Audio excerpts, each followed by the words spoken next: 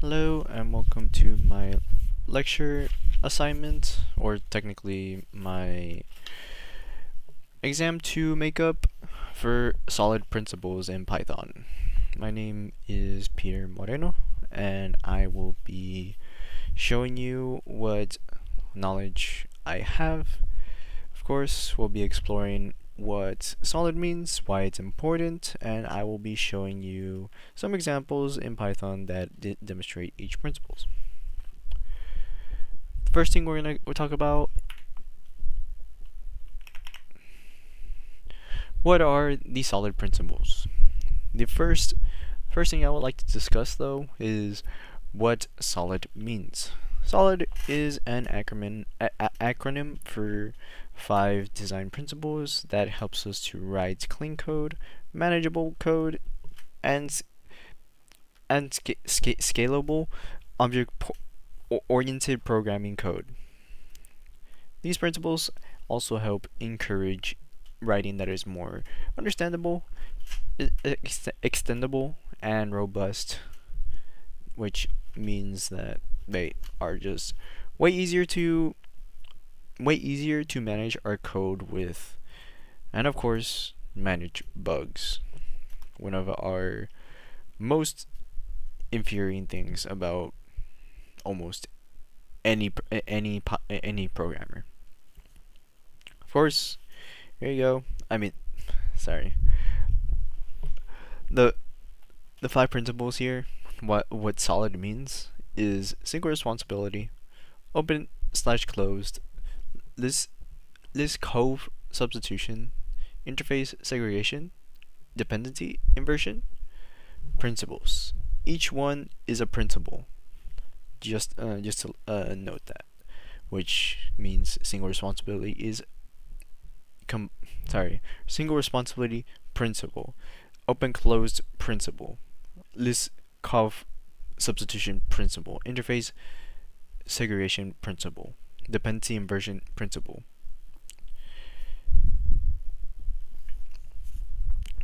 The first thing we're going to talk about, of course, is single responsibility, the S in solid.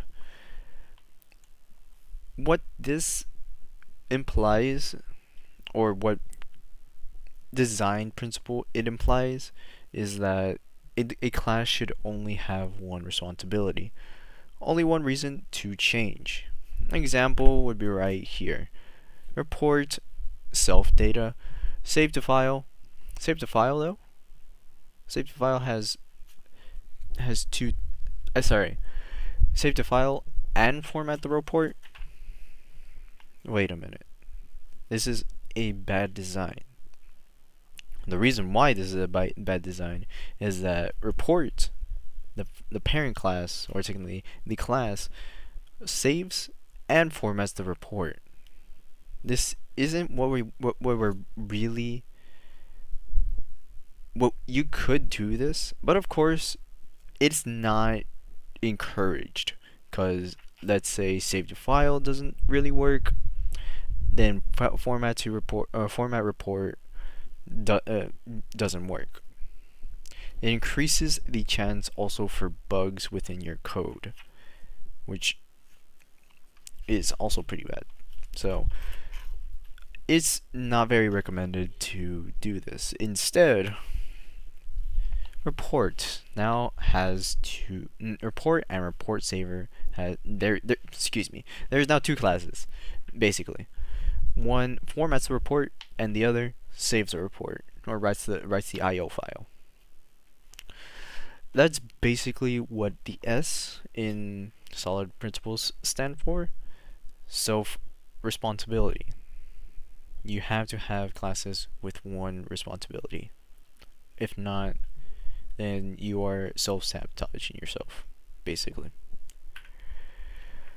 Second one that I would like to talk about, of course, is opened and closed principle. This implies that classes should be open for extension, but closed for modifications, so we can extend the behavior without changing the existing code. It's important because modifying working code introduces the risk and can break functionality. Instead, we just add new functionality through inheritance or composition. Example here would be shape here. Of course, it is passing area to its children here, or the subclasses. Circle has its radius. Excuse me. The function for area gives self, and it returns 3.14 times self radius times exponent 2. Basically getting the area from the shape. Which, if we want to, now you're probably wondering why I explained that. Well, if we ever want to add more shapes to this, we can just get shape and put it in here in this parentheses, implying that the next class that we're going to be adding is going to be a shape. What kind of shape? Yours to decide. Could be triangle, could be square, could be pentagon. It can be anything. Of course, it is always going to have the area.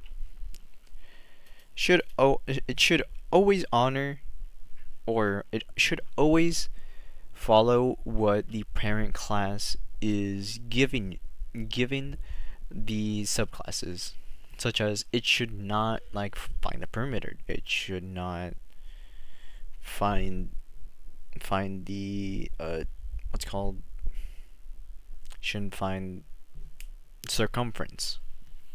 It should always just do what's inside of the parent class. Next one I would like to talk about Liskov substitution principle.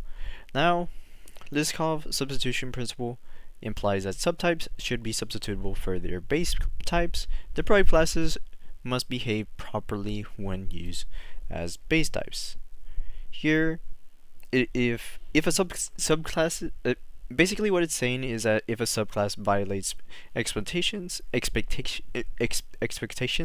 can break the code that relies on the base class or the parent class, which defeats the purpose of polymorphism. Example would be right here. Class bird has a function called fly, of course, printing flying. Now it has a subclass called penguin. We all know that penguins do not fly, but it still has the fly function from the parent class. But it raises the error of here saying, hey, penguins can't fly. This breaks the expectations of bird, saying, well, isn't penguin supposed to fly? It's a bird. It's in my class. It should fly. Thus it will basically print flying still, and also raise the error of, hey, it will try to do that. It will try to basically do that, and basically it will say, hey, this is not good. Please change this. But of course, there's always good examples here that will change this to be good code. Example of good code would be right here. The bird class is passed and is defined, and now we have one more class called flying bird. Flying bird has the function called fly, which has all of the right principles for the previous classes that we mentioned. Has one function, and of course prints fly. But if we're talking about penguin here, it has the function called swim. Here it's just going to print swim, and now it fixes our problem of breaking the parent class. Now the next one in solids would be interface segregation principles. Sorry, I'm a little bit out of breath, but here we go.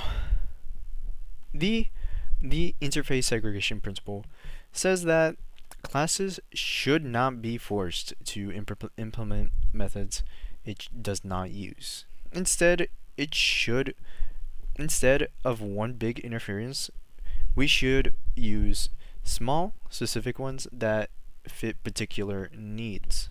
Now, what does that mean?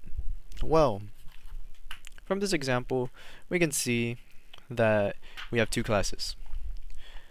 The parent class has print, scan, and fax. And we have another class that's a subclass called simple printer. Here, we're implying that, hey, this function, or technically, sorry, I'm so sorry, this class implies that, hey, my purpose is to print. My purpose is not to scan or fax. Now, the reason why it has those functions is because of the parent class.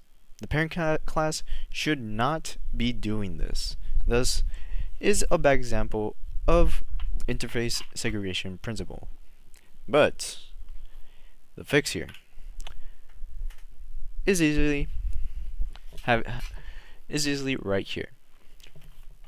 Here we have three classes, and now it has class printer, which has the printer function, and also passes it to the other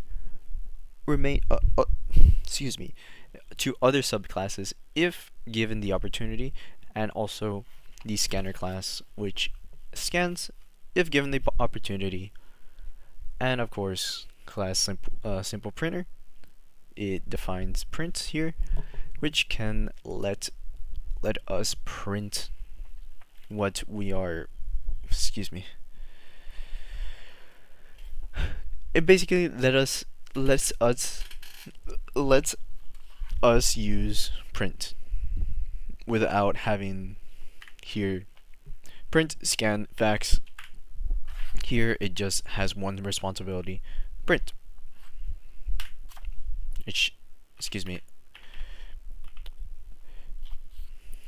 So basically, please do not have that in your code. It's a very bad practice in the end run. Basically, just having useless code that we are not going to use. Instead, just make it easier on yourself. Next one would be, and the last one would be the dependency inversion principle. This implies that high-level modules shouldn't depend on low-level modules.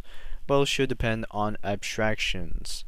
This makes the system more flexible, testable, because we can easily swap out implementations or changes to the code. Example here would be class database. Here, data processor depends on abstract database interface. MySQL database implements the interface. It implements the interface. This allows us to easily swap MySQL database for another database, such as here. Such as here. Where is it? Such as here. PostgreSQL without changing data processor. Both rely on abstraction, which decouples the high level and low level modules. So in summary, to summarize, Solid makes us code much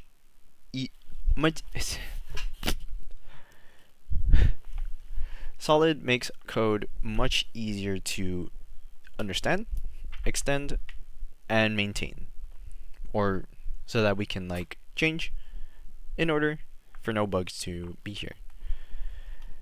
We all know by now that Solid means single responsibility principle. open slash close principle, Liskov substitution principle, interface segregation principle, and dependency inversion principle. All of these helps us code much better for the future, for our future endeavors as a programmer. So I hope that this this video was good to teach. I am not the best person to talk slash explain stuff. I'm actually really bad at doing that. That's why I have a script here that helps me gather my thoughts and helps me not stutter as much. I hope that this was a good explanation within the solid principles, and of course, thank you for watching.